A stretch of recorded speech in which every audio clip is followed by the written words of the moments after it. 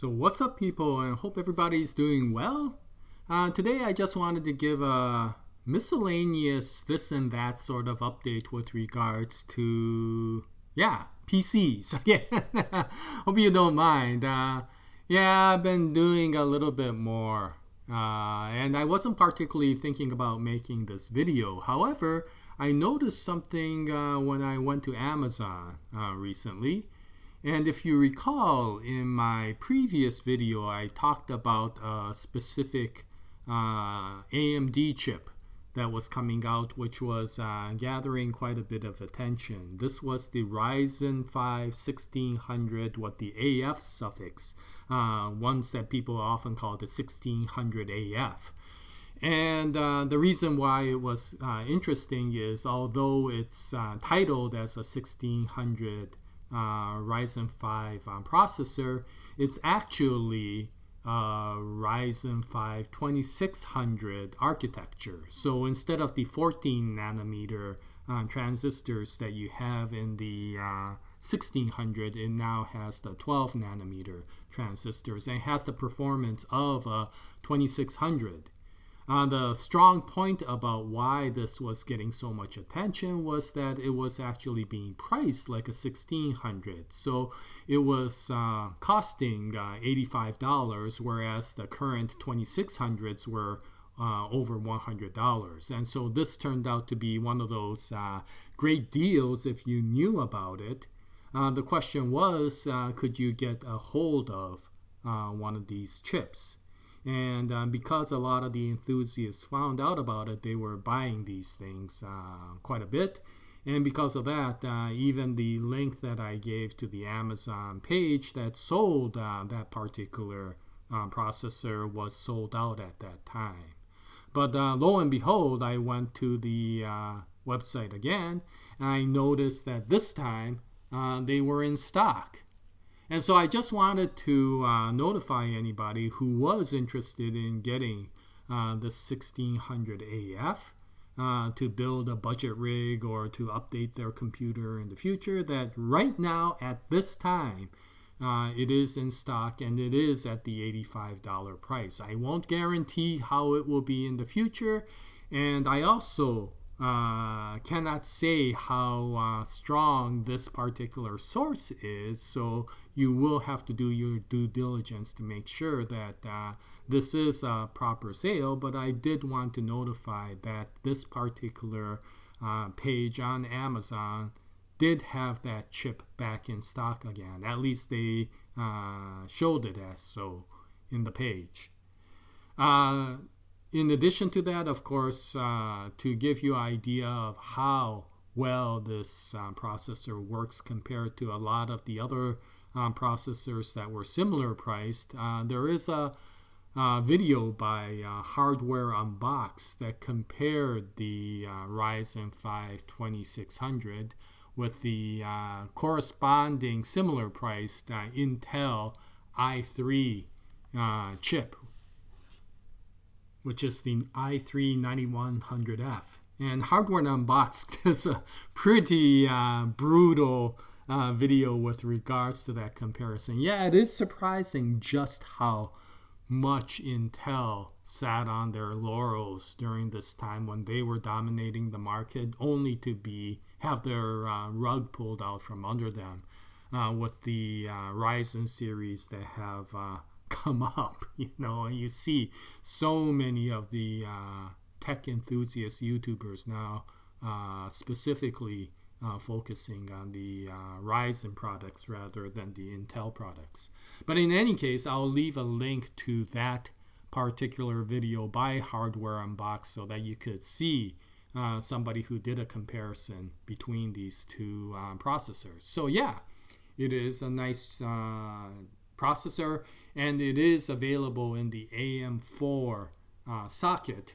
And of course, the AM4 seems to be ongoing for the various Ryzen generations. So if you do want to, for example, upgrade to a Zen 2 processor or the 3000 series, then you can do so with the same motherboard, so long as you get a relatively modern AM4 motherboard. I think the B450s will do so. In fact, I think the one that I purchased, the Tomahawk, is available to take the 3000 series, especially if you get the Tomahawk Max.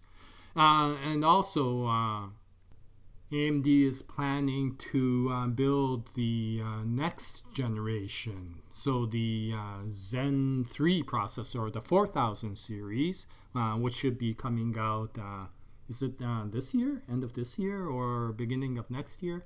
Anyway, in the future, as the AM4 socket as well. And so that gives people who upgrade to this particular architecture the ability to keep on upgrading their processor to a better performing one in the future. And that, of course, gives many of the people who are utilizing the Ryzen processor architecture some future proofing in their equipment. Anyway, I just wanted to notify you of this. I'll leave a link again to both the Hardware Unboxed video as well as the page on Amazon that is currently selling this processor, once again, if you're interested. Aside from that, I just wanted to give a slight update to where I am with my PC building. I did mention in a previous video that I was going to hold off on doing too much more upgrades, and I may do something further down in the year. Well, one thing that has changed that made me decide to upgrade again is the recent rise in the RAM or the solid state memory chips that are in the market. And this has affected both the RAM prices as well as the SSD prices. So I did notice that the SSD prices were starting to come up. And because of that, although I wasn't planning to do so, about a month ago, I decided to get my hands on two M.2 NVMe 1 terabyte SSDs.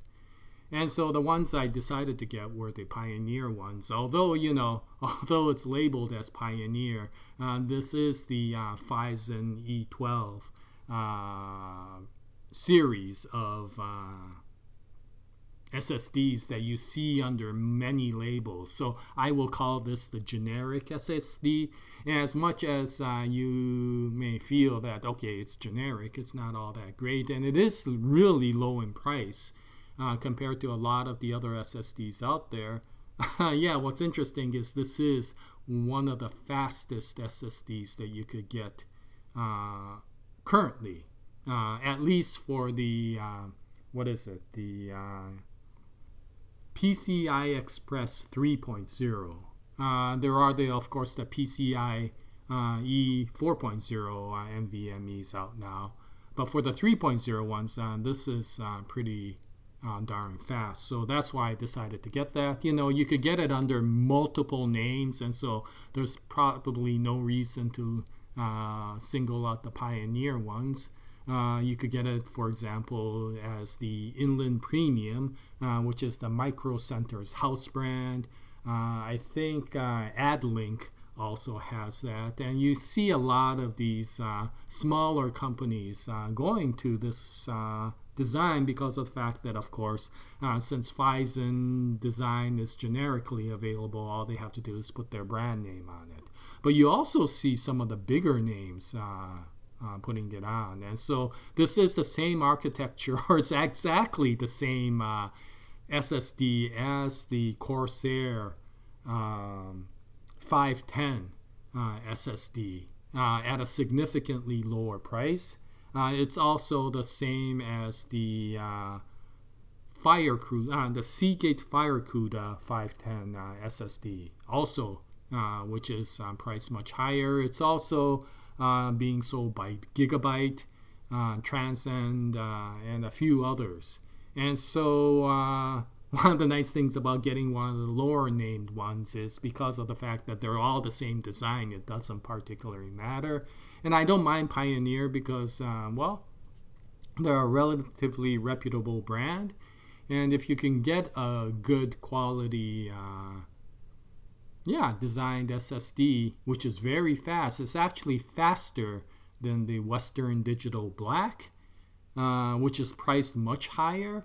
And it's also about as fast as the Samsung 870 EVO. It's maybe a little bit faster in certain tasks, and it may be a little bit slower. So I would say it's around that level. And the only SSD that might be faster than this one in the PCIe 3.0 is the Samsung 870 EVO Pro, which is quite a bit more expensive. So this was a nice price, even after the recent raise. And when I purchased it a month ago, these Pioneers were around $119, and that's why I bought these rather than even the Inland Premium ones, which were already starting to shoot up into the $130 mark. And there are currently all of these are at higher prices, and so I'm glad that I purchased it about a month ago.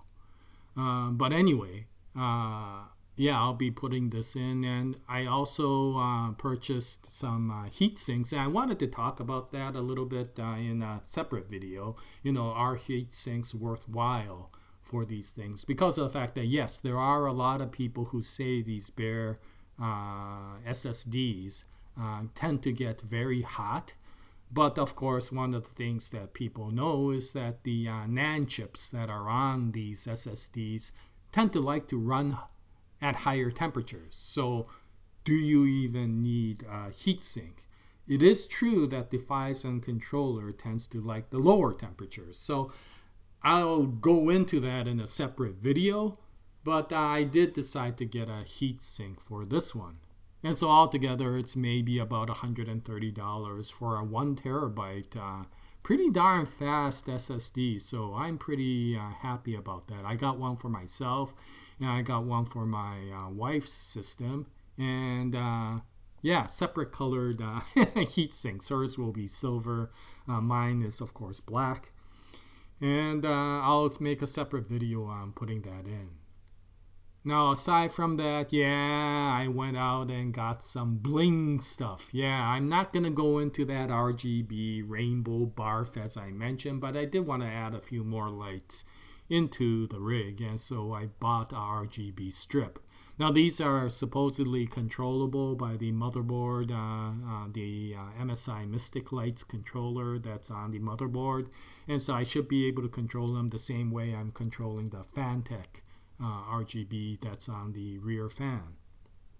And I should be able to daisy chain this to the actual fan controller. So we'll see how it goes. In any case, I'll give a separate update to that and talk about the SSD in that video. But I did want to give some updates with regards to what I'm doing. I'll also leave a link to a channel that compared a lot of these SSDs.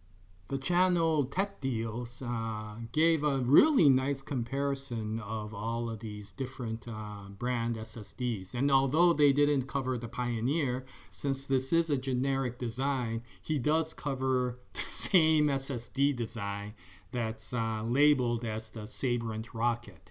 And so he can give you a comparison between all of these different types of SSDs and which one is one that might be fit for you. But for me, I always go for the budget value sort of thing, the bang for the buck. And so for the same reason he talks about the Sabrent Rocket, I decided to get these Pioneers. Anyway, that's about it. I'll give an update with regards to the NVMe and how I'm building up the rig. And in a separate video, I hope you join me at that time. But thank you very much for tuning in. And I hope things are going well for you. And if you do plan to build your system in the future, or you have your system built now, I would like to hear about your setup. But in any case, that's about it. And as always, happy PC building, happy benchmarking, and as always, Jaya, nice day, everyone.